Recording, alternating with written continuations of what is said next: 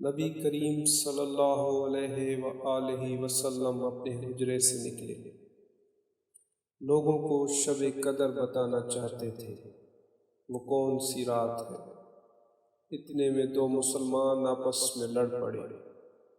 آپ صلی اللہ علیہ وآلہ وسلم نے فرمایا، میں تو اس لیے باہر نکلا تھا کہ تم کو شب قدر بتلاؤں، اور فلاں فلاں آدمی لڑ پڑے تو وہ میرے دل سے اٹھا لی گئی، اور شاید اسی میں کچھ تمہاری بہتری ہو۔